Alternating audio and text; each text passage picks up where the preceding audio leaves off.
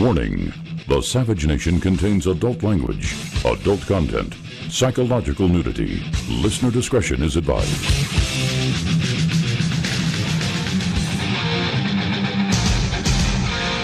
And now, America's most exciting radio talk show, The Savage Nation, home of borders, language, culture.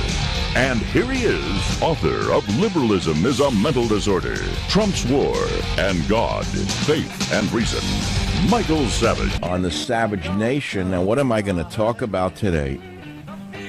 You're going to have to guess, but it's not going to be too hard to guess. Trump threatens to call U.S. military to close southern border as 4,000 illegal aliens try to jump the border from Honduras. Now, of course, he's right to send the military. It's long overdue. The problem is the vermin in the media are going to call him a Nazi and a fascist. And I would suggest that all of the wonderful, good liberals out there take one of these people in their own home. Take him in because you don't have Zika yet. You may as well get some. Or as we discussed yesterday, if you'd like one of the polio-like symptoms, you can just bring it right into your household. But you don't want it in your own backyard. You don't want it in your living room. You want others to take them in. And then, of course, the liberal argument is, well, with all that money spent on the military, we could be spending the money on the immigrants and on the poor and on the homeless. I've heard it before. I've heard it for 30 years. And so this is a big story. There's no question about it. Sending the military to close the southern border, long overdue. As I said yesterday, the solution is simple. They're in Mexico. They're moving through Guatemala into Mexico. We have a new deal with the Mexican people based on NAFTA. They're our new friends, great friends. We heard it's the greatest deal on the planet, a beautiful deal, a wonderful deal. It's a beautiful deal. It's a great deal. It's a wonderful deal. We've heard over and over again, it's a beautiful, beautiful deal, a wonderful deal, a beautiful deal, a wonderful deal, a beautiful deal with Mexico. Well, now's the time to ask our Mexican friends to keep them in the holding places that they're in. They have them down there. Look at the pictures. So they're down there, and don't let him into this country. He's 1,000% right to put troops on the border. Excuse me, what are our troops for? Aren't they there to defend and protect America? What are troops for? What, they're living for the pension? A third of them are so overweight they can't even pick up a gun. They belong on disability. So put the ones that are able to carry a gun on the border and say you're not coming in, and that's the end of it. Let Mexico take care of them and send them back where they came from after they're given the care that they need. What is wrong with you people? How many people can we take into this country? That's topic number one. Cowards on the run. I saw this morning. I got so angry. I was livid. Moment an elephant herd turns on cowardly hunters after they gun down a bull elephant. If you listen to the sound of those elephants after one of their bull elephants is shot by these two fat pieces of garbage, they look like conservative talk show hosts in shorts with long-range rifles. So there's a herd of beautiful, noble creatures, a family of elephants, a herd of elephants, which have more nobility than most human beings. And these two fat, disgusting, so-called hunters both aim for the same bull elephant, and they say, shoot him between the eyes. This is in Namibia. So these two fat, conservative-looking talk show host gunmen aim at the beast from a distance, as one says to the other, hit it between the eyes. Well, both of the fat, ugly hunters hit one of the bulls, and it stumbles. And then the two fat white men in shorts, turn and run, screaming, as the herd turns on them. You'll hear a huge trumpet erupting from one of the elephants as the hunters become the hunted. Now, I got to tell you something. I believe in self-defense, not hunting the defenseless. Write that one down. I believe in self-defense, not hunting the defenseless. And I know war veterans who have many medals, who have shrapnel in their bodies from Vietnam, who agree with me 1,000%. They said they'd like to go hunt the hunters. They said and these men have killed in combat. They're not afraid of guns. They're not afraid of hunting enemies. But they cannot stand men who do this, to innocent creatures. Stone driver crash risk grows as legal pot spreads in the U.S. Who warned you about this? Who warned you that all the potheads are going to increase the risk of you losing your life on the highway? Me. Here's a crazy one. Pope Francis meets with Michael Moore. Everything you ever wanted to know about the Pope, you now know. How many years have I told you he's a Marxist Pope? Actually, in Government Zero, I called him Lenin's Pope. Why would he meet with a guy like Michael Moore, the Pope? Why? Because they're both frauds. That's why. The Catholic Church is run by the Pope. Pope Francis is not a traditional Pope. He is a communist activist in Pope's clothing. Michael Moore preaches to the stupid, and they're basically the same flock, the atheists and the dummies. That's another topic. What else is in the news? I got so many things in the news. I'm going to give you this. Oh, here's one for you. Yes, this is such turnabout. I love this one. Harvard's gatekeeper reveals SAT cutoff scores based on race. Oh, I didn't know that? Listen to what uncovered this racism in Harvard. A Harvard University dean testified that the school has different SAT score standards for prospective students based on race and sex. Now, this trial was brought about by Asian American applicants who have said for years they're being discriminated against at Harvard. No kidding. No kidding. It's the same at Berkeley, Princeton, Yale, all the other institutions of lower living. They haven't let the best and the brightest in. Not at all. They've discriminated against Asians and whites. Did you know that? Because they want to have diversity. They want their catalog to look like an inner city. That's what's important, not whether the students can keep up with the learning, not whether anybody can excel at Harvard. All that matters is that the brochure looks good. So the Asians had it up to here, and they decided to sue. Trial began Monday. And all they heard from so far was a dean at Harvard. And they learned that Harvard sends recruitment letters to African American, Native American, and Hispanic high schoolers with only mid-range SAT scores, around 1,100 on math and verbal, combined out of a possible 1,600. But if you're an Asian American, you only get a recruitment letter if you score at least 250 points higher. That's 1,350 for Asian women and 1,380 for men. End of story. But the liar who runs it at Harvard says, it's not discrimination. Mr. Fitzsimmons said, no, this is not discrimination. No, it isn't. Oh, no. We target students in certain groups in order to break the cycle and try to convince students to apply to Harvard who normally wouldn't consider the school. You hear this? It doesn't want to consider the school. You hear? The person can't add they want them to consider Harvard now. They can't add 3 columns of 4, but they want them to apply to Harvard. They're desperate to have them there. Why? To lower the standards. Idiot. That's another topic for you. Now, okay, I've given you some stories. And if you're not interested in any of these, you are brain dead. Then you're only equipped to listen to Wallbanger talk about how great the administration is and how evil Democrats are. So tune out. Do me a favor. Go across the street if you want to listen to Democrat, Republican, Democrat, Republican, Democrat, Republican, Republican, Democrat, Democrat, Republican, Republican, Democrat, Democrat, Republican, Republican, Democrat. That's what you want. Don't listen to me because you're not going to get that. I'd rather cut off my left finger than do that. And since I prize all of my 10 fingers, I'm not going to do that. But I'm going to take callers on these topics. But first, I'm going to tell you something good, now that I got your attention. As the show closed yesterday, I got a note from my publisher that because of the very loyal Savage Nation audience, Stop Mass Hysteria made it onto the New York Times bestseller list. It doesn't really matter what the position is. The competition was so overwhelming. We made number 11. Now you say, oh, what's the big deal? Okay, you try it. Go write a book. See if you make it into the top 5,000. We made it into the top 11. Now, here's the interesting part. The way the New York Times calculates bestsellers is they use their own algorithms. In essence, my book is probably realistically number 5 or 6. But the way they rate things is very hard to figure out. But we made it. America's Insanity, from the Salem witch trials to the Trump witch hunt. And that's only the beginning of where we're going to go. I think that this book, once people actually read it and see that it's not just another derivative book supporting Republican talking points, which is what all the other books are. They are all derivative books. Do you know what that means, derivative? Ask a musician what that means. Ask a poet what that means when they say he's just a derivative poet. Every other conservative quote book out there is nothing but a hack job, a derivative book of something I've written before, making believe that they invented it. Like one stole a title with a cartoon of a Frank Capra movie series from the 1940s. That's considered a genius today.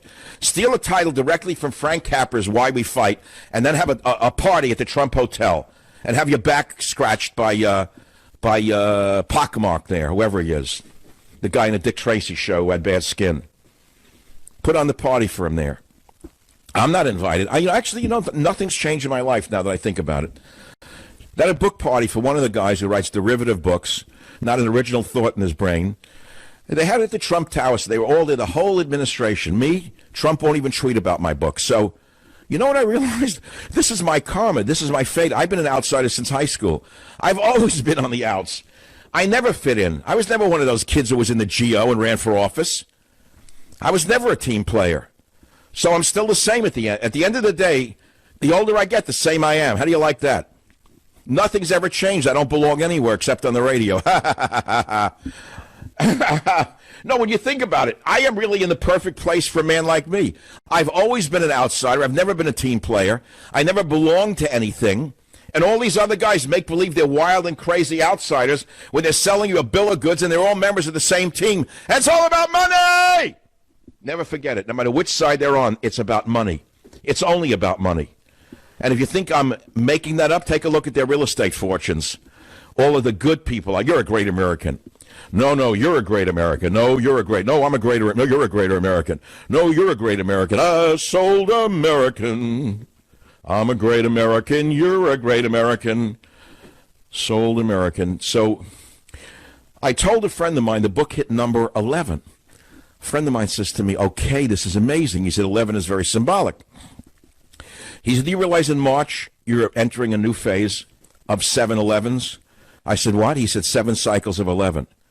Or 11 cycles of 7. I ran it through a numerologist, and I ran it through my palmist. You're not going to believe what they said. Is the symbolism of my book hitting number 11, God, Faith, and Reason hit number 11. I'm running into a cycle in age of 7-11, 7 cycles of 11. And he said this symbolizes something so significant. You must tell your audience when you get on the air tomorrow, which I will do the minute I return. Join the Savage Nation. Call now, 855-400-SAVAGE, 855-400-7282. Savage. The Savage Nation is sponsored by Swiss America, the only company I trust with my financial future. Call 800-289-2646 or SwissAmerica.com. Not long ago, it felt good to withdraw your cash from the bank, to expand the business, to go on vacation, to buy a new car, remember? But today, withdrawing your own cash has become very, very risky. Listen, according to The Secret War on Cash, a new Swiss America white paper I just read, it made my hair stand on end. You better be careful when you go to the bank. I learned why banks are now required to spy on you and I for the government. And then they report any financial behavior deemed suspicious or unusual. What does that mean? Get The Secret War on Cash now by calling 800-289-2646. 800-289-2646. Did you know simply spending cash today is enough to get you branded as a potential criminal? You heard me. You better read The Secret War on Cash. It's free by calling 800-289-2646. The new war against cash is really a war against all freedom-loving Americans. Find out how to survive and thrive by reading The Secret War on Cash. It's free if you call 800-289-2646 right now. Here.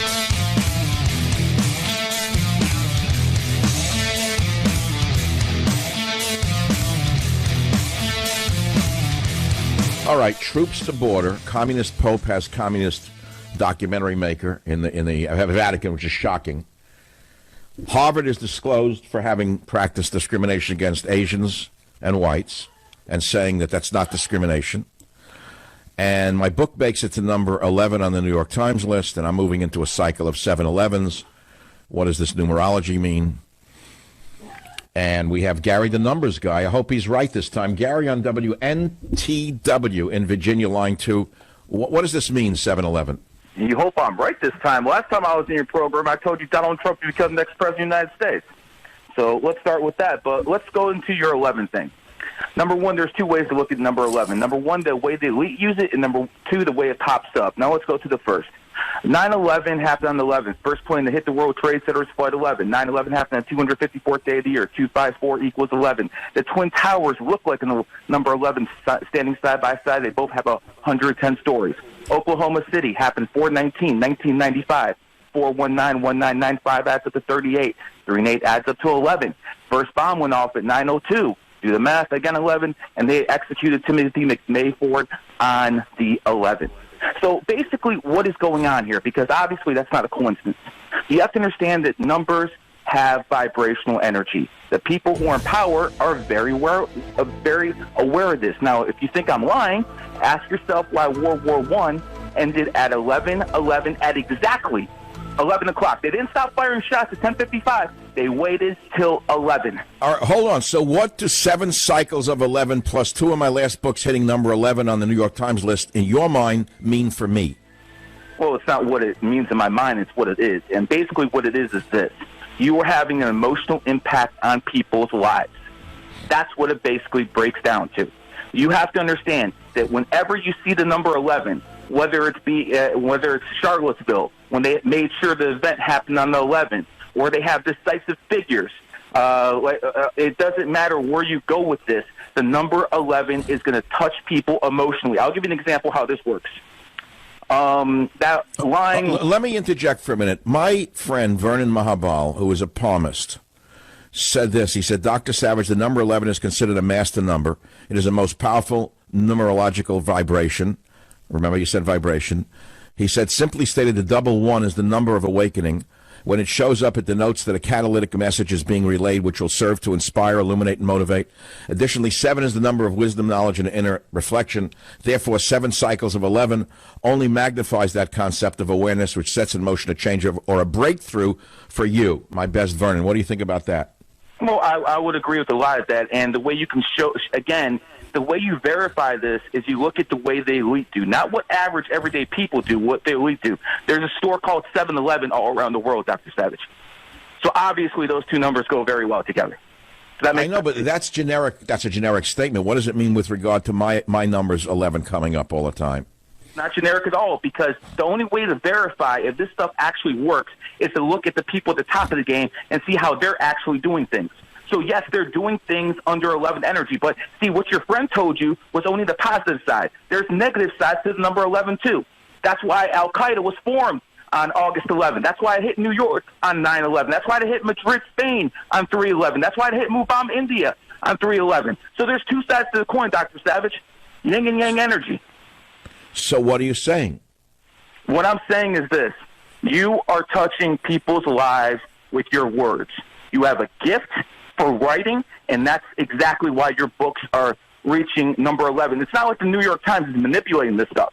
This is the number that's coming out because you're having the most emotional impact. Well, wait a minute. The book before Trump's, before God, Faith, and Reason was number 1 on the New York Times list. That's another one. A 1, then 11, then 11. So wait, Vernon says, Savage, first of all, I predict stunning results for the podcast venture. He says you'll get more listeners from other age groups and demographics. It's going to be huge. And he goes on from there. Well, Gary, you don't want to make any predictions, do you? I will make you a prediction that when it comes down to this, Bitcoin will be proved to be a fraud. Thank you very much for saying something I know nothing about, nor I know why you even put that in there. But that diminished everything you said before it. So you think that you want to send your kid to Harvard. I want you to think again. About 40,000 applications arrive every year. And the racists who run Harvard whittle these 40,000 down to 2,000 acceptance letters. Unfortunately, those accepted are not being accepted based upon their qualifications. They're being accepted based upon race, straight-out race discrimination. That is what's coming out in a trial right now. That is a result of Asian Americans saying enough is enough because they're setting SAT scores higher for Asian Americans and higher for whites. And this is absolutely violating the civil rights of everyone, as a matter of fact, because affirmative action is racism one way or the other. An attorney representing the Students for Fair Admissions accused Harvard of giving Asian Americans significantly lower ratings for certain personal qualities. Listen to this. That's how they used to get around it. Let's say you were a kid who got a 600 on SAT instead of 1,600, and they wanted to usher you in. They said you had great leadership qualities, let's say, and you had compassion. Now, how can you judge compassion and leadership? Those are two made-up things, right? So they give Asian Americans lower ratings for certain personal qualities, such as leadership and compassion, than any other race. Can you believe this? But the liars at Cambridge, Massachusetts, Harvard said, oh, no, we don't engage in discriminatory practices. Our doors are open to students of all backgrounds and means. Yeah, but it's open more for some students than others. The door is only cracked open for Asians and whites, while it's not, taken off its hinges for others, if you get the picture. Now, you know, this is an interesting turnabout, because no matter how this case turns out, it will go to the U.S. Supreme Court. Well, which is really good news for all those who want fairness in admissions and hiring, isn't it? Because, you see, as a comedian said when, I think it was when Clinton took the presidency, there was a comedian who looked up at the sky as the Air Force did a flyover, and the comedian said at the White House, "That's our Air Force now." Remember that famous line? Well, guess what? That's our Supreme Court now. Oh, yeah, that's our Supreme Court now. And so we'll go to the Supreme Court. And finally, the debate surrounding affirmative racism, which you called affirmative action, it's a policy from 1978 that has given mostly African American and Hispanic students a great advantage in the college application process, will finally be determined by our Supreme Court. That's all. That's all. You want to live in a world of racism? I don't. I was never given anything based upon my race or upon anything other than how hard I work. And by the way, I did poorly on the SATs. As bright as I can be in some areas, I'm a terrible test taker personally. I don't memorize things very well. Never could. I'm a dreamer, a philosopher, a thinker. So I would drift off in school. I didn't memorize very well. I didn't test very well. So believe me, I don't think SATs are the be-all and end-all, but they are a pretty fair way of judging whether you can do well in a setting that requires memorization. You understand that? Meaning college. So that's that.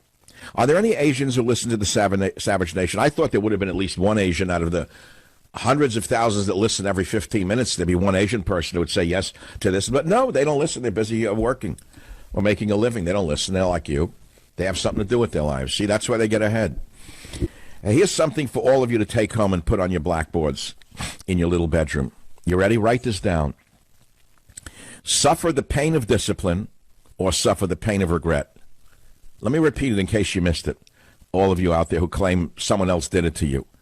Someone else did it to you. The society did it to you. The blanks did it to you. Suffer the pain of discipline or suffer the pain of regret. Put it on your gym wall the next time you don't want to work out anymore, or it starts to burn and you can't take it. Or you can't study anymore for that SAT, or you can't study anymore for the LSAT or the MCAT. Suffer the pain of discipline or suffer the pain of regret. That might get you through it, right? Greg on WABC likes affirmative action. Go ahead, Greg. Why do you like it? Hey, Michael, my idea is, listen, if SAT scores are not everything, and we want some type of affirmative action, but that might be more fair than what's there now, what if we increase the weight to your rank in your high school class? Now, this would give a little bit of advantage to... Why would that matter? Let's say you go to a high school where there's all slow learners or such, and you're like number one. What would that mean when you go up against kids who are number one in schools where there's tremendous competition? That's not a standard for everyone to follow. Because it still gives somebody who came from a disadvantaged background, gives them an opportunity. Oh, forget with the disadvantaged. I came from a disadvantaged background, and no one reached out and gave me anything. I just had to work harder to get where I am. Stop with the disadvantaged community. There are plenty of kids who come out of ghettos and rise to the top because they have drive and they have brains. Stop with that garbage about disadvantaged. That's another watchword of the liberal left, disadvantaged. What does it actually mean? What does it mean, disadvantaged? Tell me. What does it mean? It means that they don't have as many resources. So their parents are not as educated. Okay. So in other words, a kid who comes from a family where the parents killed themselves to be educated and to keep the kid in school, they should be punished now. No, I'm saying this is... Well, you are. You're saying yes. You're saying automatically because if a kid comes from a household where, let's say, there's no father, which, by the way, is not even a racial thing anymore. Let's say there's no father at home. It's a single parent. And let's say he's poor and he lives in a terrible neighborhood. How do you explain all of the poor whites who came out of tremendous poverty and yet excelled in school? How do you explain that? No, I know there's been fantastic success stories. I realize that. I'm saying... Do you know that there was a time at Harvard that Jews were not permitted into Harvard? Do you know that? This is something that doesn't... No, let me just explain it. I've studied this in great detail. There was a time the Jews were prohibited from entering Harvard. Did you know that? Yes, absolutely, I know that. Yeah. And yet some kids were let in because they were so brilliant. Their scores were so high. They were such geniuses. They finally let them in. Okay, now we've turned it around where the stupider you are, the higher your chances of getting in now. No, my friends, stop with the words like homelessness to me. To me, homelessness has no meaning. That's a left-wing phrase to make you feel guilty.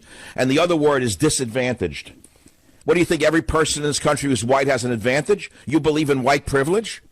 No, that's why this would help poor white kids from Appalachia. And poor, in other words, you're increasing the weight that you give to their relative achievement in the school that they grew up in. You're making a good point, but how fair is that? I think it's fair. That's like saying being a big fish in a little pond as opposed to being a small fish in a big pond.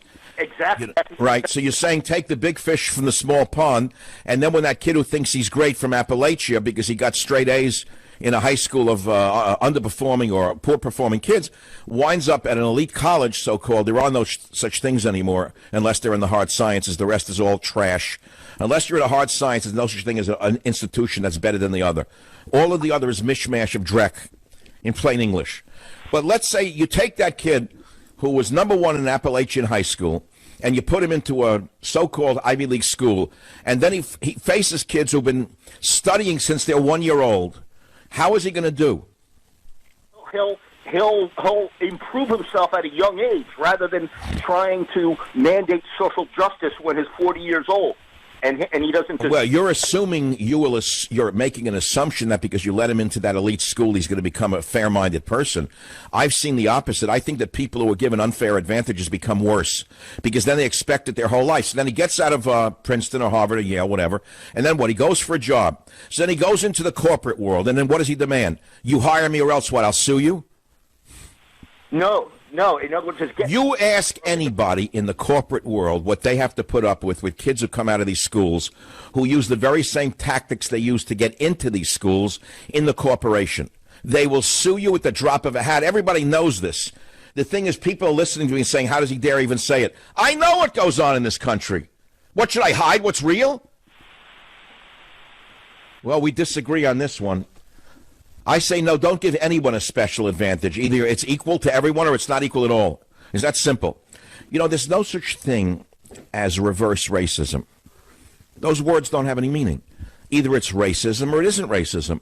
So if you exclude Asians or whites because they're doing too well, that's racism.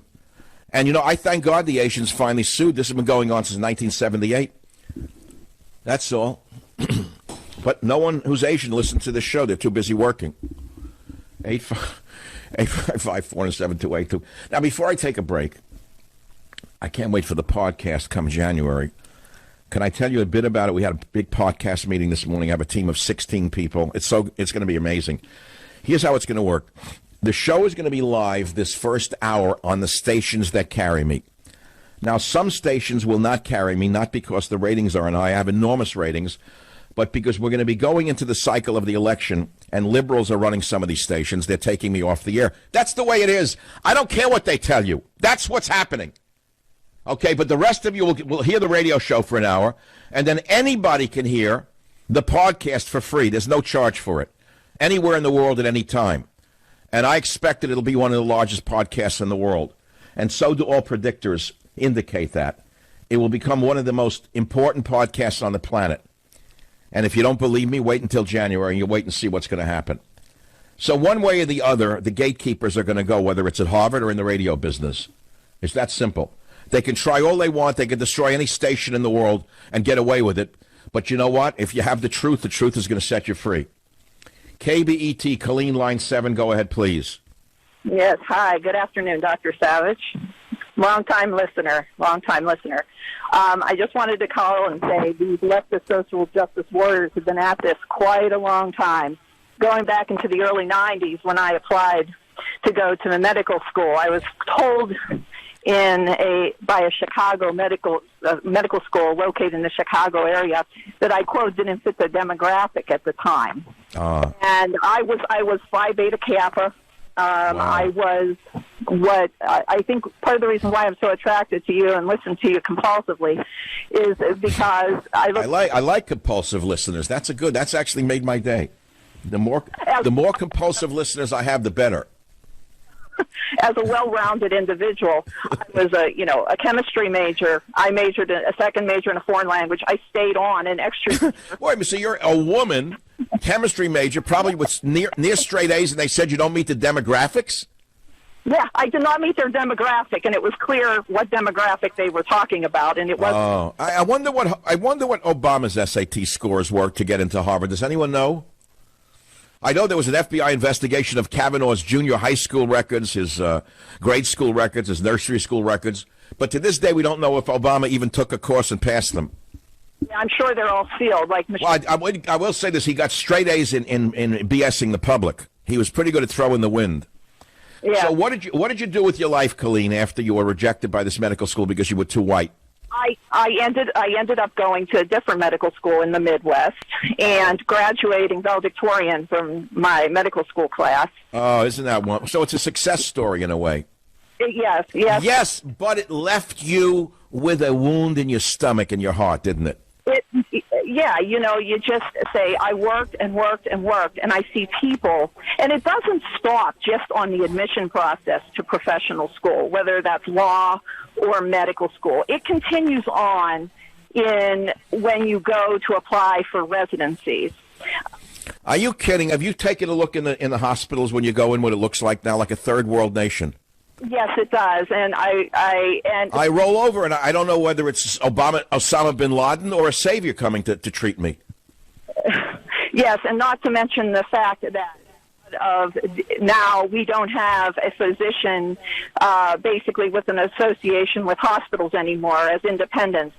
Physicians are all owned. Well, look, here you are telling an important story, and here you are a successful woman who still has the scars of affirmative action. That's the whole point. Now, you're such a loyal, compulsive listener. Did you yet acquire a copy of Stop Mass Hysteria? No, not. Hold it. I got to understand something. People stop me in the street and say, I love you. I listen to you religiously, but they don't buy books. Why is that? Here you are, an educated woman, scholarly, and you didn't buy the book yet? Why not? To be honest, I was overseas, and I just got back from a vacation 3 days ago. So. I wish I could go on vacation. Anyway, you're a good sport. Thank you for listening. I'll be right back.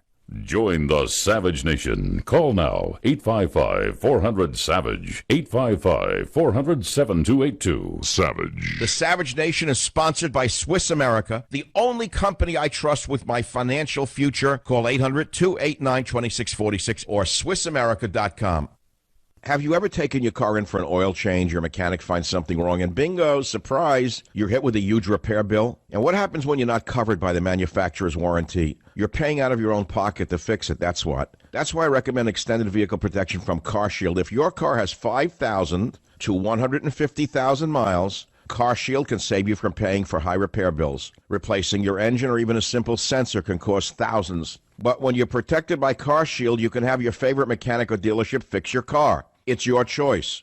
CarShield also provides 24/7 roadside assistance and a rental car while yours is being fixed for free. Get covered by the ultimate in extended vehicle protection. Get CarShield. How? Call 800-CAR-6100. 800-CAR-6100. 800-CAR-6100. Mention code SAVAGE or visit carshield.com. Use code SAVAGE to save a big 10%. That's carshield.com or 800-CAR-6100. Code SAVAGE to save 10%. A deductible may apply.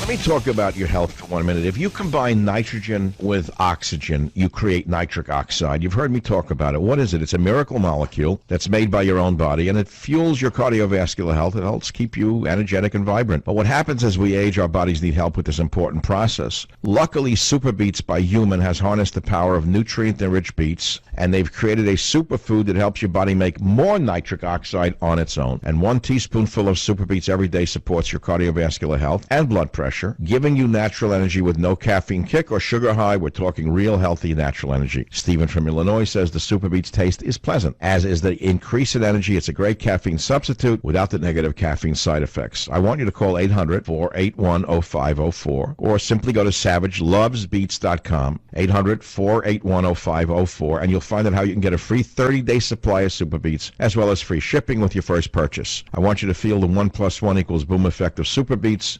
Call 800-481-0504 or go to savagelovesbeets.com today. Good stuff. I recommend it highly. Now, the topics that we're talking about, 3 ones just came up on my end of hour, and I swear to God, 111 just came up here on the West Coast. The 11s are really flying. If I were a betting man, I actually looked online last night to see if there's a horse running named 7-Eleven. I couldn't find it. Trump threatens to send military to the border. Harvard discriminates against Asians and whites. How should elephant murderers be punished? And remember, I believe in self-defense, not hunting the defenseless. That's where I'm coming from. If you have been damaged by affirmative action, and I know many of you have been, like the doctor who just called, the phone number is 0 because I don't have an open line. I'm like Kanye West. The code into my show is 0000 because you can't get in. Anyway, but we're going to talk about this. Harvard's gatekeeper reveals SAT cutoff scores based on race. The problem is you give a kid entrance to an elite university that he doesn't deserve. What happens when he gets there and can't keep up with the other students? What happens? He becomes a bitter, angry, hostile, left-wing fanatic who says it's because of racism that he can't keep up. Join the Savage Nation. Call now, 855-400-SAVAGE, 855. Adult content, psychological nudity. Listener discretion is advised.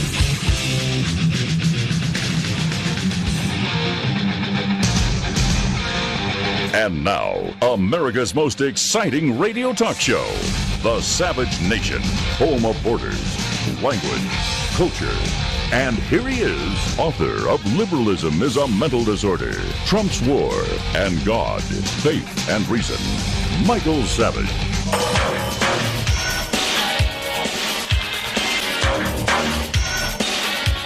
Can you imagine I still enjoy radio? How is that even possible? Why do I still enjoy this? What is wrong with me? If I were a normal person, I would retire, I'd play golf, I would go on cruises, I would travel. Not me. I've done all of it. I don't play golf. I travel too much in my life. Why do I want to travel? Why does a person work their whole life to travel? If they have a good pillow and a good bed and a good toilet and a good refrigerator and a good lamp and a good television, why do they want to go anywhere? I don't understand it. You know, they go to Provence. What do they do there? The same thing they do here. You ever see tourists? They walk around. They're looking for a restaurant. Look at a window. Then they look at the menu. If they can afford it, they smell it. Then they leave. Then they go in. Then they go out. Is that what you want to do on vacation? Not me. I've done it. I hate it. I don't know why people travel. To me, you should travel only for funerals and weddings, frankly. Births, maybe throw in a birth. Well, I'm going to see something I can't see on Nat Geo?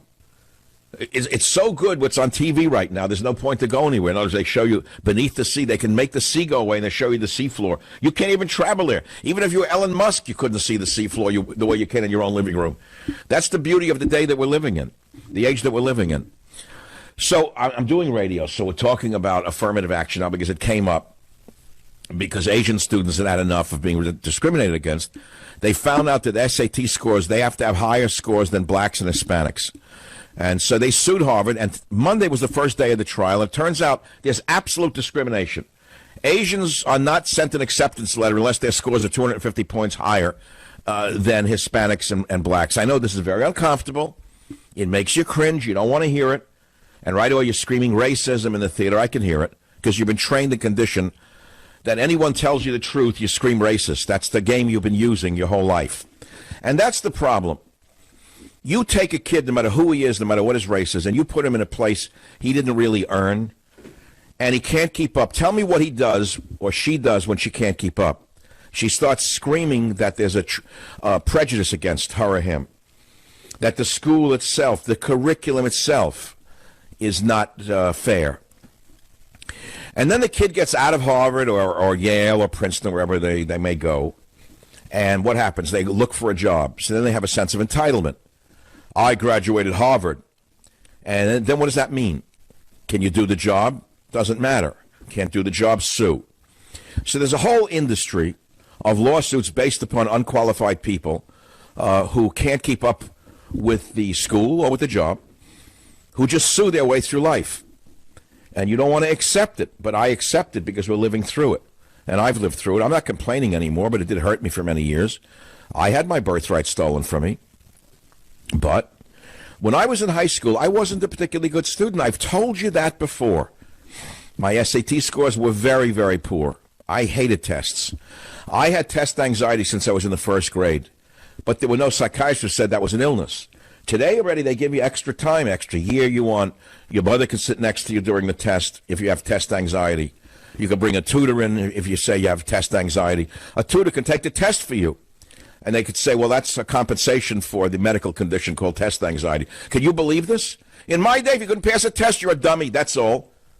I had an Irish teacher with a couple of fingers missing in Jamaica High School. Tough as nails, probably IRA. Probably a bomb took off 3 of his fingers. We figured it out years later.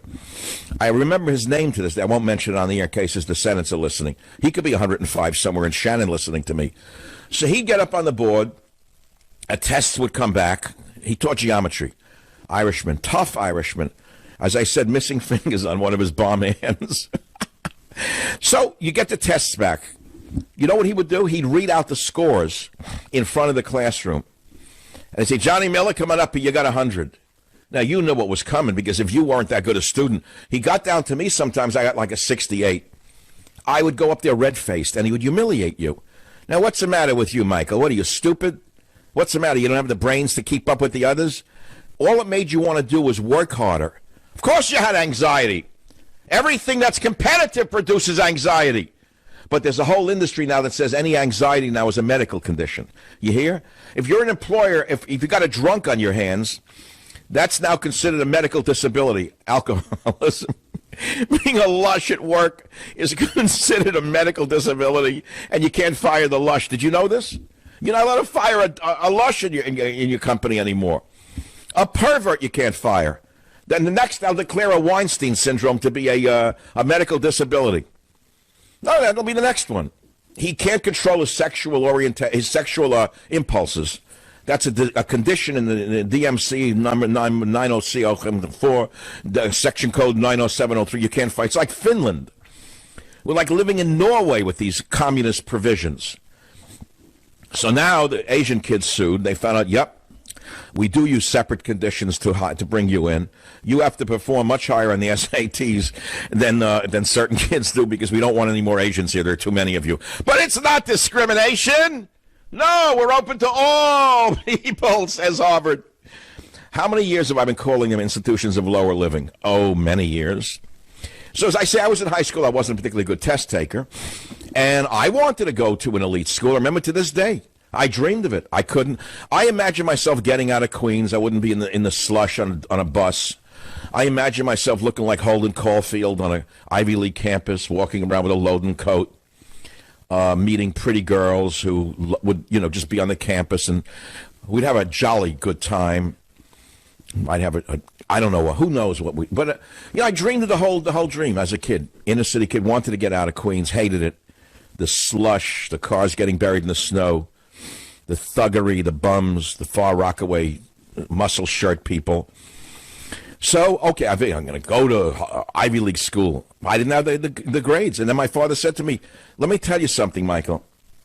Even if you had the grades, I wouldn't send you because I don't have the money. That was the worst day of my life. I remember where it happened and when it happened. He said it to me in a car on 2nd Avenue, and then strangely enough, now that I remember it, it was right near the hospital where I was born. I'm a native New Yorker, which is why they don't want me in New York anymore. I sound like I'm too New York. No, I sound like I'm too New York because I'm actually from New York, and the people who are not from New York make believe they're from New York, and that's now who you want to hear in the media. So nevertheless, I'm in the car on 2nd Avenue and 17th Street to this day in traffic, and I had an argument with my father, may rest in peace. What a tough piece of work he was. God bless him. And we had an argument. I wanted to go to out-of-town school. I didn't want to go to Queens College. To me, it was like a death trap. It looked like a vending machine with like blackboards. So he says to me, look, he says, let me tell you something. He said, if you had the brains, he said, to get into a better school, then you should also have the brains to get a scholarship because I'm not paying for it. He said, I don't have the money and I'm not taking my savings to send you to college. He said, you'll take a job and go to a city school like everyone else, and that's the end of it. Well, that was a bad day for me. I wanted to be Holden Caulfield. I wanted a Loden coat. I wanted to be in a fraternity, but it didn't work out. No one reached out and said to me, your parents are immigrants, this and that. You don't do well on tests because you have test anxiety or whatever. So what did it do? What did it do to me? It made me who I am. I had to work harder. I just had to work harder. And then when I got out of Queens College, which was very difficult at that time, until they instituted affirmative action called open admissions and destroyed the school. They destroyed the school by calling it open admissions. Any dummy could go to the school. So they got dummies, that's all, and no one could pass any course. So what was once a great city school became a garbage can. And then they got rid of open admissions and put back standards because even they realized that a school has to have some minimal standards. So now the years turn. It's 2018, and we see that Harvard is using racism to exclude Asians and whites because there's too many Asians and whites. And they want to make the school look like, well, I don't know what they want to make it look like. What, a brochure? It has to look like a brochure. It's not based anymore upon achievement. It's based upon how it looks. This is the whole problem with America today, and it will go up to the Supreme Court. But as I said in the last segment, the good news now, it's our Supreme Court. Figaro, See, it's our Supreme Court now. As the comedian said, as the Air Force flew over the White House, when Bill Clinton became president, that's our Air Force now. All the communists were looking up at the planes doing a flyover. I think it was Clinton. Who was it, Billy Crystal? Or one of them. One of them guys. It's our Air Force. No, it wasn't Billy Crystal, someone else. So he said, it's our Supreme Court now. Sorry, you lost. We won. Ron Silver, whoever he is. Doesn't he own a deli somewhere in Far Rockaway? Selling like fetid locks that he buys off the back of a truck from Vito. He gets the locks that they can't sell anywhere else for his deli. Now he'll sue me for that. I don't even know who he is. Ron Sliver I'm talking about. A sliver of a man. He had about the same native intelligence and level of comedy as Jonas Schimmel on television. What's his name on TV? That guy is the worst. How does that man have a show? Here's a guy who built his career with sexism, mimicking women, mocking women, putting his private part next to women on video and mocking them when they didn't know that they were. And now he's a big left-winger who loves women. You know, don't you love the hypocrisy of late-night television? I'd like to see him try radio for one straight hour without a script and a laugh track, without a desk between him and the crowd, that bum. Another one like Robert De Niro. You know, Robert De Niro, I got to go on to him. I got to go on a tear on him for a minute. We had a soundbite of him. He went on a failed television talk show. The guy who was dropped from Capital One or City One, the vile actor, Alex Baldwin. And so they dropped him. So now they gave him a talk show, a complete flop. So who does he have on as a guest? Robert De Niro. Now, Robert De Niro hated Donald Trump and still does out of pure jealousy. Hates him. And I told you why. They both were in New York at the same exact time. They were vying for alpha male. De Niro was a famous movie star. Donald Trump was a famous developer and reality television magnate in some ways, I guess. So De Niro and him probably rubbed shoulders in many places going back to Studio 54 days, and they're always vying for top dog, okay? All of a sudden, De Niro wakes up, and his worst nightmare comes true. Bingo, Trump is president, and he's still a bitter actor, now reduced to doing comedy movies because he can no longer, be the leading man. And he's still good in comedy. He's very good in the comedy things he does, but he can no longer be the lead in that sense. So he hates Trump, viscerally hates him. And he says things that are so crazy. He's a mook, he's a bum, Sometimes I make myself laugh. I was cooking dinner last night in the kitchen alone, and for some reason I was making an Italian meal. I thought of him. I had the dog laughing because I started to say he's a mook. I did it out loud. He's so blatantly stupid. He's a punk. He's a dog. He's a pig. He's a con. honest, a mutt who doesn't know what he's talking about, That's so doesn't good. do his A mutt. homework, doesn't I can't care, remember. thinks he's A mutt. gaming society, doesn't pay his mutt. taxes. He's an A idiot. mutt. Colin Powell said it best. He's a national disaster. He's an embarrassment to this country. It makes me so angry that this country has gotten to this point, that this fool, this bozo, is wound up where he has. There's He more. talks how he wants to punch people in the face. Well, yeah. I'd like to punch him in the face. There you go. Oh, bitterness, anger like you never saw. Jealousy from his toenail. Jealousy. So, because Trump beat him, Trump trumped him. So now he goes on the Alec Baldwin show, and there's suddenly a new Robert De Niro. They took him behind the scenes, they coached him, they said, don't be so bitter because people like Savage are talking against you. They're telling people to turn your shows off. It's killing our ratings whenever the show reruns a movie. I'm telling you what I think really what happened. He must have gotten such blowback. If I see De Niro in anything now, I skid past it. Any replay, I won't watch anything. So he goes on the Baldwin show. All of a sudden, he's no longer mutt. It's trying to imitate that. It's hard to do. You got to come from Sullivan Street. You need to eat enough clams oreganata over a number of years to even know how to say a mutt. You can't just say a mutt. That doesn't work. It's not a mutt. It's a mutt. You got to drag out the M. A mutt. That means that you're even angrier. As a mutt. That's the way of saying guys really bad. It's a bum. It's a mook. A mutt. But you got to drag out the mutt. But you have to have enough clams oreganata, as I say, to even know how to do that. You got to hang around.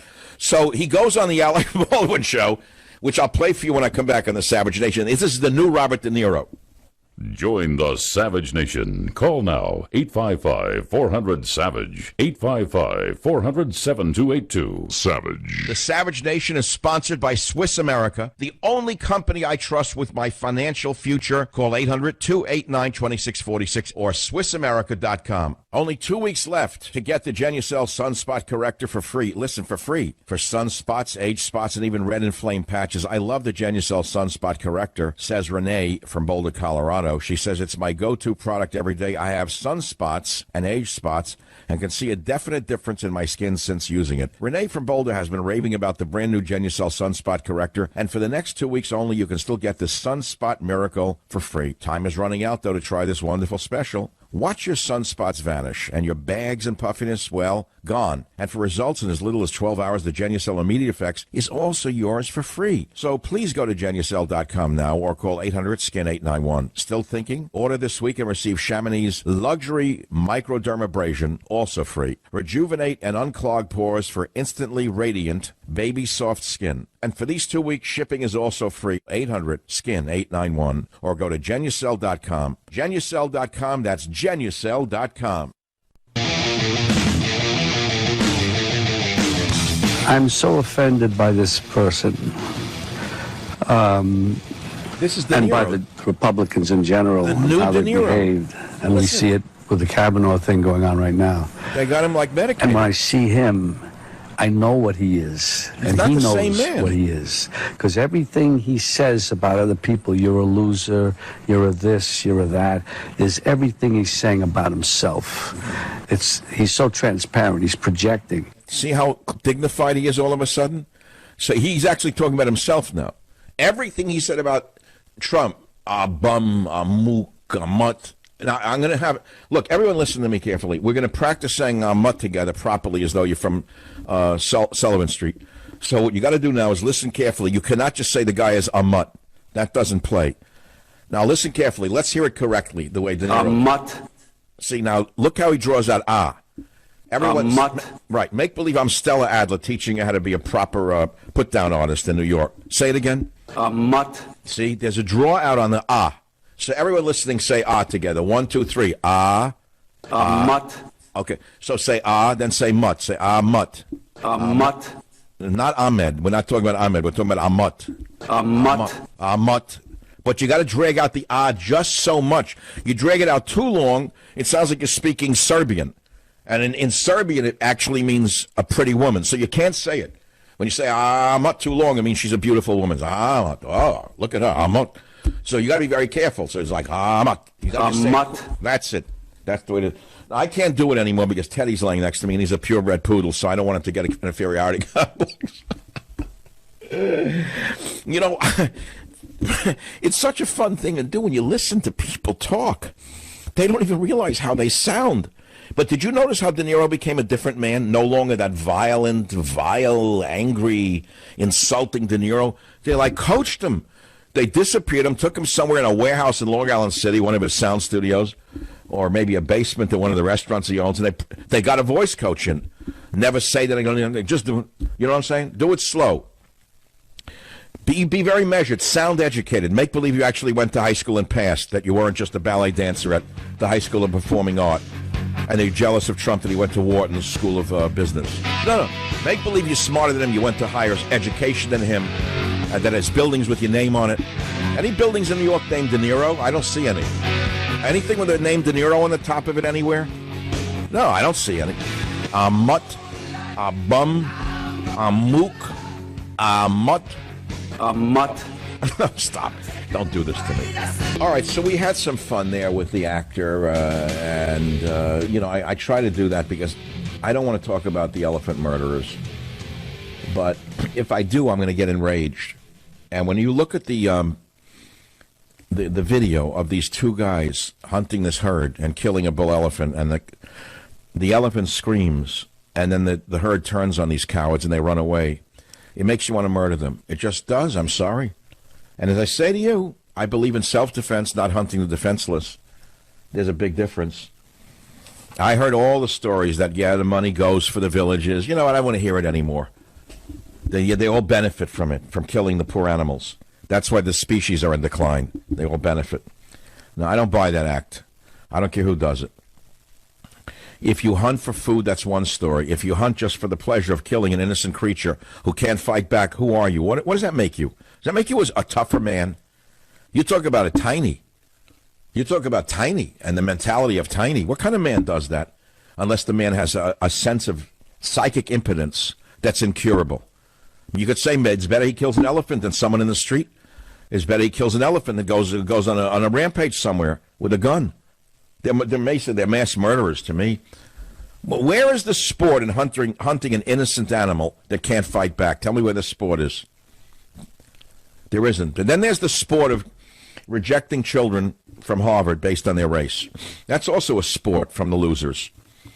You think these admissions guys are any different than the bureaucrats at the welfare department who tell you can't have welfare or whatever when you really deserve it? They love to say no to kids who are smarter than they are. Are you kidding? So who's the admissions guy now at Harvard who said, oh, no, it's all open to everybody, but we do discriminate against Asians and whites? Not really. Mr. Fitzsimmons. Mr. Fitzsimmons. All right, let's listen now to the next sound, and I warn you, this is not suitable for anyone with a conscience. Here are the two guys who look like fat, old, white conservative talk show hosts with high-powered rifles, killing a bull elephant and running away when the herd turns on them. Listen to 01. Leave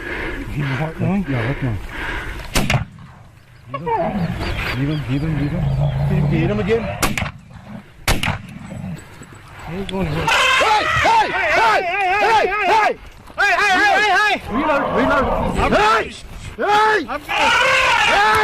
You animal, you piece. You on?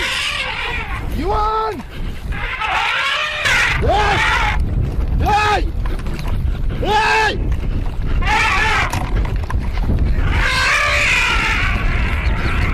You know, rage in that poor animal. Look at the pig who shot him. Go ahead, go to michaelsavage.com if you got the guts. Moment herd turns on cowardly hunters after they gun down bull elephant. Look at him. He looks like he has a talk show. Look at him. The gun, the fat gullet, the beer belly, the Nazi face. There it is. Now you understand exactly why kids don't want to be Republicans or conservatives. I swear to God, look, you think I don't know how things look? I see it all. Moment herd turns on cowardly hunters after they gun down bull elephant. So what do you think? Communists are going to protect the elephants? Are you joking? You go to China, you'll see how well they treat animals over there. They cook dogs, for God's sakes. They beat them to death in a cage. Or in Korea, they beat them to death. They put a dog in a cage just to throw him in a soup. So you know how lucky you have it in this country. You have no idea how lucky you are to live in this country. Stone driver crash risk grows as legal pot spreads in the U.S. Oh, I'm surprised at that. Oh, here's a crazy story. I know I didn't comment on it yesterday because I really didn't know who chopped up the quote journalist in Saudi Arabia. So I said, how can I wasn't there. I don't really know what happened. Saudi Arabia transfers $100 million. Come on. Listen to this headline. Saudi Arabia transfers $100 million to the U.S. on the day of Pompeo visit to discuss missing journalist. That's coincidental. They sent $100 million to the U.S. the day Pompeo was visiting to discuss the missing journalist. I mean, to me, it's case closed.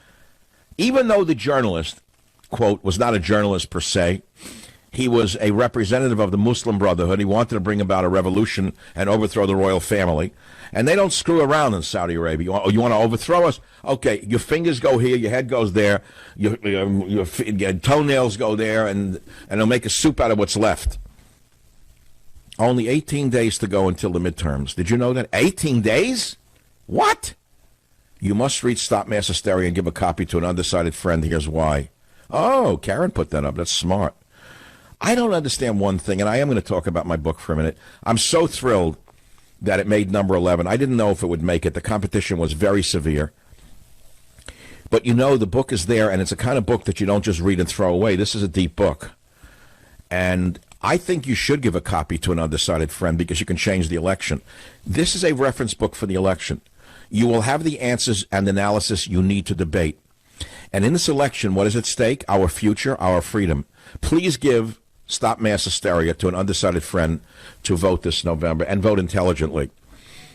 Yesterday I was in a mall, so two women came over to me. Are you Michael? Yes, because I had Teddy with me. No one knows who I am until they see the dog. Teddy was feeling well, so I took him out. Are you Michael Savage? Yes. Oh, I love you. I'm just listening to you on the radio, blah, blah, blah. So they said to me, you don't know what it's like to be a Republican in this left-wing county. They put you down and they say, are you educated? One woman said to me, they said to me, are you educated that you support Republicans? So I said, what you say to her, yeah, I'm educated. I'm not brainwashed. She loved me saying that. You need one-liners to give back to these leftists who think they know everything. Are you educated? Meaning, how could you vote for a Republican? Are you educated? Yeah, I'm educated. I'm not brainwashed. That usually stops the leftists in their tracks. If you like that nugget, you'll find 1,000 others and Stop Mass Hysteria. You'll have the answers to everything. So I celebrated when I got the news yesterday from my publisher that the book became number 11. You say, oh, what's the big deal? Well, it's a very big deal to make the top 15 because it means it's going to get a lot of play, and the headline then makes it into all the liberal newspapers, meaning of what is my headline? Stop Mass Hysteria. America's insanity from the Salem witch trials to Trump witch hunt. So you do change the minds of people just with the cover. So I was feeling so good, I decided to not go anywhere. I decided to cook at home. And I could do a whole segment right now on frying pans. Do you know that?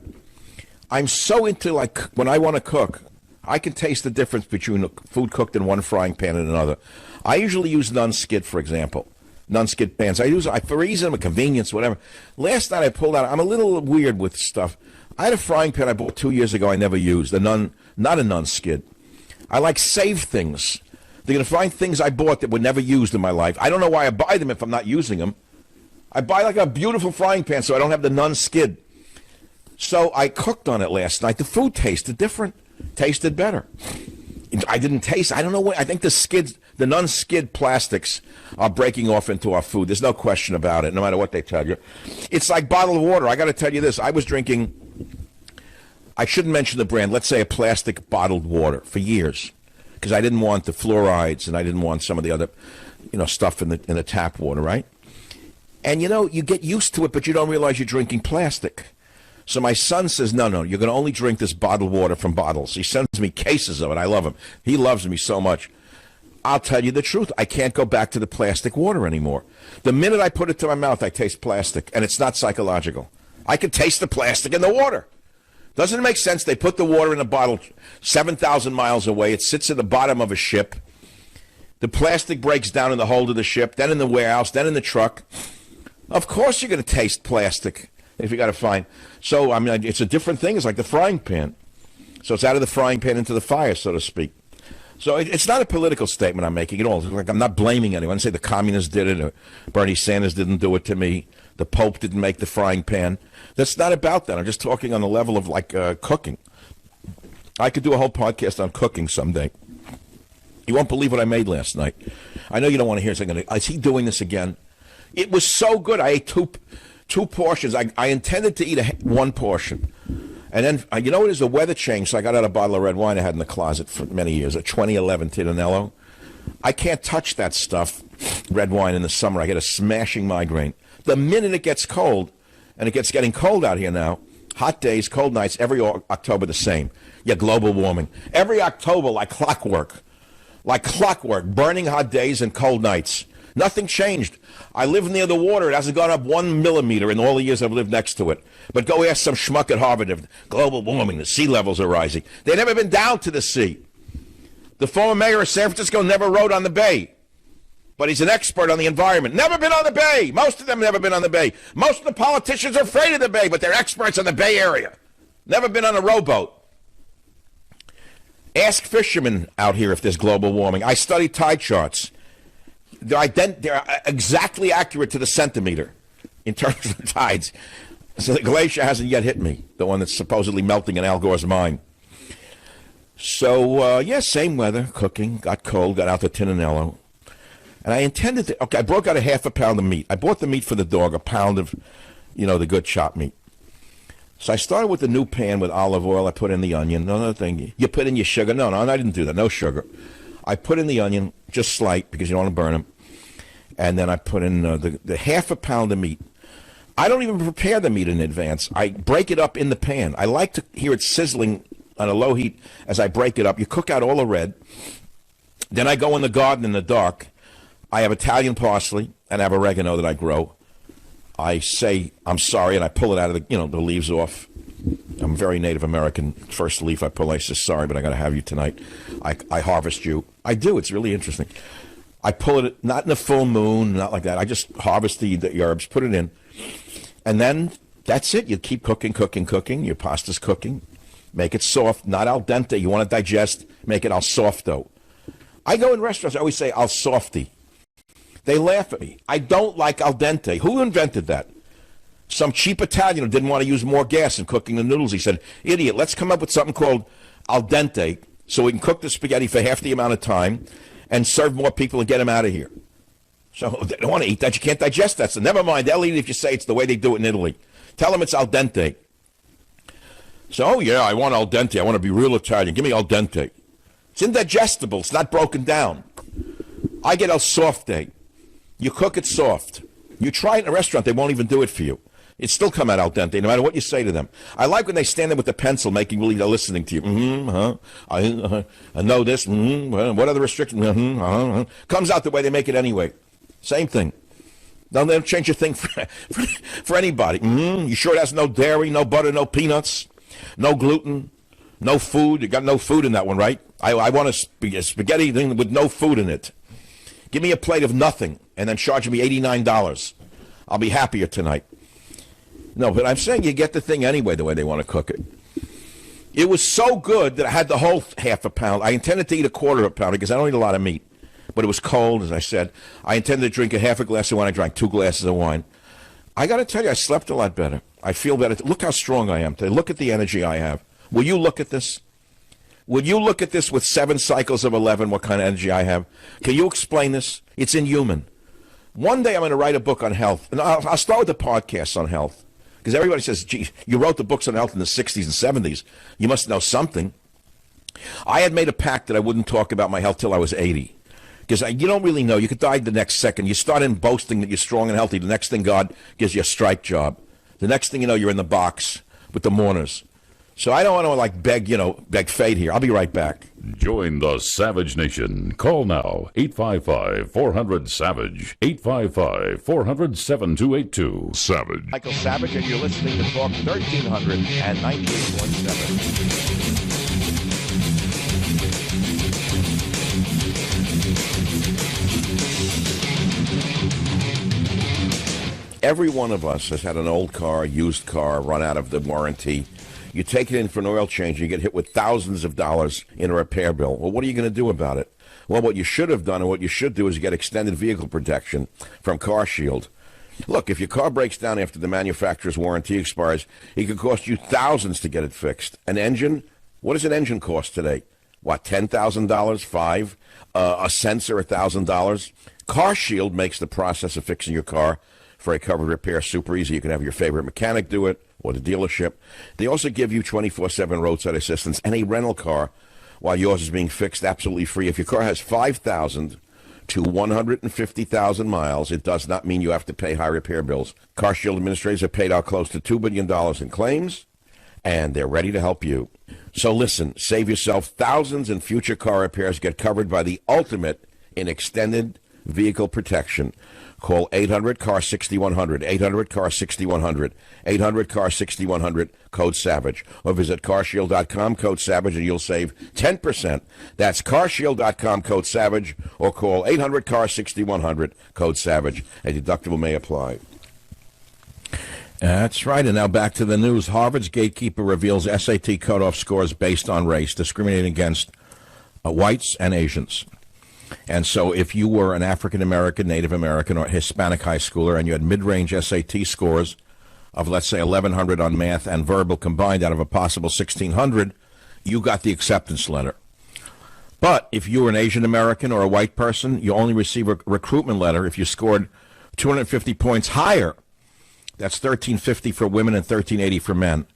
If this doesn't tell you how important the Republicans are for fairness in this country, you know, you don't have to like them on everything. I told you if we got 30% of what Trump promised, it'll be 130% more than we get from Hillary Clinton.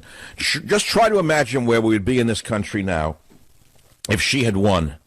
And think about your guns. Think about your speech. Think about your children's future. Think about your taxes. And you'll find out that whether you like Trump or the Republicans means nothing. What matters is the fact that we need an even playing field. And an even playing field means Asians who are being discriminated against by Harvard and other so-called Ivy League schools will soon be able to rest assured that if they do better on tests, they're going to get into these schools. They're not going to be pushed aside because of their race. As, by the way, as the Constitution requires. That's number one. Then in hiring across the landscape. How many jobs have you applied for that you knew you were the best candidate, but you were turned away? Look at your police departments today. Do I have to spell it out for you? I'm sorry. We all look at it. We all see it. We now screen it out in our head. We look and we say, oh, no, we don't want to hear it. We don't. No, I didn't see that. So you better start seeing it. And just remember now, it's our Supreme Court. We won. It's now our Supreme Court. So when the affirmative action case goes to the Supreme Court, there will be fairness for Asians and whites once again. Everyone will be on an even playing field. It's that simple. And again, I want to reiterate, we made it to number 11 on the New York Times list with Stop Mass Hysteria. But there's only 18 days to go until the midterms, and you must read Stop Mass Hysteria to know what's really going on.